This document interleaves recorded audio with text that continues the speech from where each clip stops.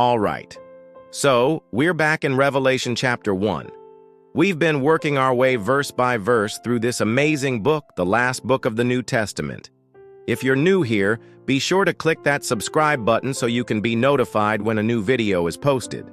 And if you have a quick moment, be sure to say hello in the comment section below. It's always good to know who's in the audience. Now, if you missed any of our previous videos, don't worry about that. Just click the link in the description and you can check them out there. But let's dive right now into the Word of God. In our last video, we looked at verses 9 to 10, and we talked about how John was getting ready to write down all these things he saw. Now we come to verse 11, and it says, saying, I am Alpha and Omega, the first and the last. And what thou seest, write in a book, and send it unto the 7 churches which are in Asia. So the first thing I want us to pay attention to in this verse is the fact that the speaker identifies himself as Alpha and Omega, the first and the last. Now, this is really important because earlier in the book of Revelation, John said he had a vision of Jesus Christ, who was the Alpha and the Omega.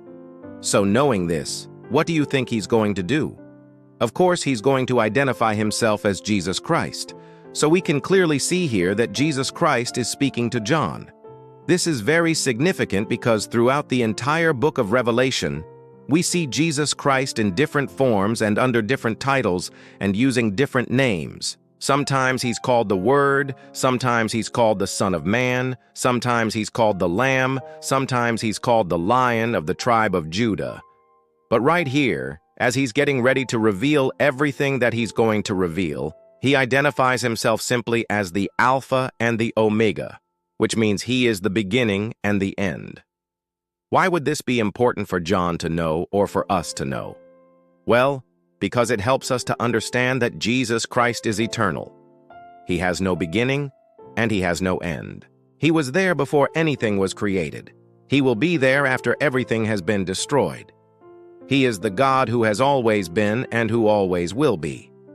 But notice the next part of the verse where Jesus Christ tells John to write what he sees in a book and send it to the 7 churches that are in Asia. Now, what do you think he means by that? Well, he's talking about the churches of Asia Minor. And even though the church in Ephesus wasn't technically in Asia Minor, but rather in the province of Asia, the term Asia was used to refer to the area around the Sea of Turkey. And so what he's saying is, hey, John, take all of these things you've seen and take them to these 7 churches. Now, why would Jesus tell him to do that? Why would he tell him to share this message with the churches? Well, because there are some things he showed John that he needs to make known to these churches. For example, in chapters 2 and 3, Jesus Christ gives messages to each of these 7 churches. And there are warnings, but there are also encouragements, promises, and things that he wants them to know. So John is not only writing down what he saw, but he's sharing it with the churches, which means that the book of Revelation is not just a book of prophecy, but it's also a book for the church. And this is something we need to keep in mind as we study the book of Revelation, because some people read the book of Revelation and they think, okay, this is all about end times events and future prophecies. And yes, that's true. A lot of the book of Revelation deals with future prophecies and events, but another big part of the book of Revelation deals with the church. In fact, Jesus talks to the church more than he talks about end-time events, so the book of Revelation is a book of encouragement and warning for the church today. All right, so let's continue on to verse 12, and it says, And I turned to see the voice that spake with me, and being turned, I saw 7 golden candlesticks. Now, I want to stop here and say that whenever John turns around, he sees these 7 golden candlesticks. Remember, he was told to send the message to the 7 churches in Asia. And what does he see when he turns around? 7 golden candlesticks. And this is a picture of the 7 churches in Asia. Now, this is very important for us to understand because when we look at the rest of the book of Revelation, we'll see that these golden candlesticks are used as a symbol for the church. Now, there are other places in the Bible where candlesticks are used as symbols, like in the Old Testament when Moses made the golden candlestick for the tabernacle.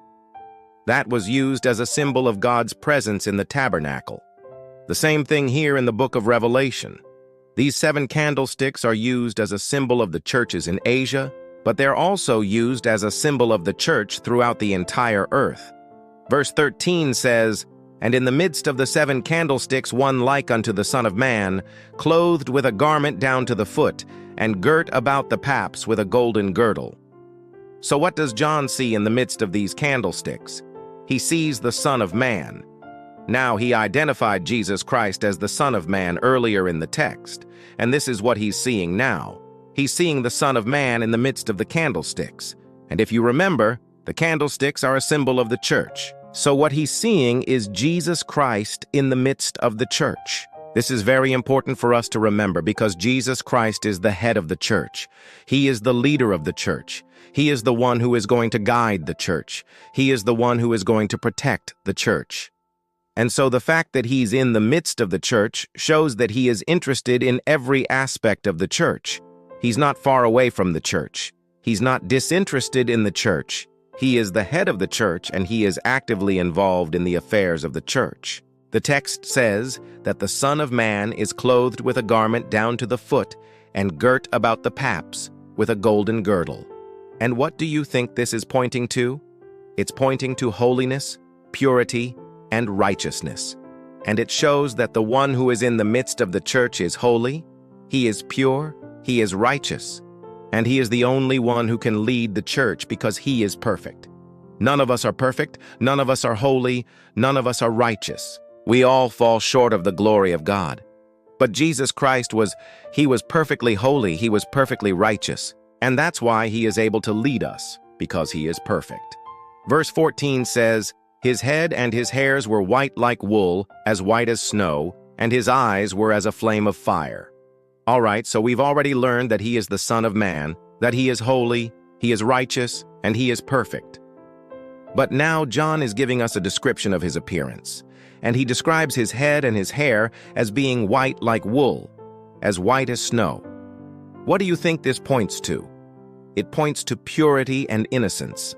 And once again, it shows that the one who is in the midst of the church is absolutely pure and innocent. He is without sin. But then John goes on to describe his eyes as being like a flame of fire.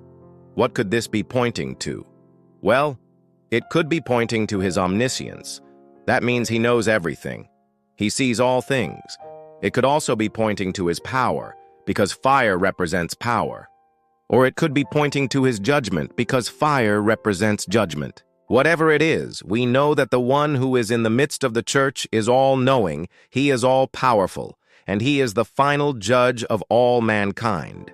And in verse 15, John describes his feet. And he says his feet like unto fine brass, as if they burned in a furnace, and his voice as the sound of many waters. Now, what does this point to? This points to power and authority. In fact, the word translated burned in a furnace actually means red hot. So his feet were red hot, like if they were put in a furnace. And this is another way of describing his power and his authority. But then he goes on to describe the sound of his voice. And he says his voice was like the sound of many waters. And what does this point to? This points to majesty and glory. The sound of rushing water, especially when it's coming from somewhere high up, always seems to produce a sense of awe in us. It seems to produce a sense of wonder and amazement. And that's exactly what John is trying to convey here. Jesus Christ is majestic. He is glorious. He is powerful.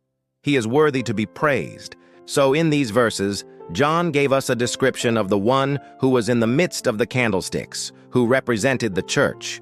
And he described him as the Son of Man. He described him as being holy. He described his garments. He described his head and his hair.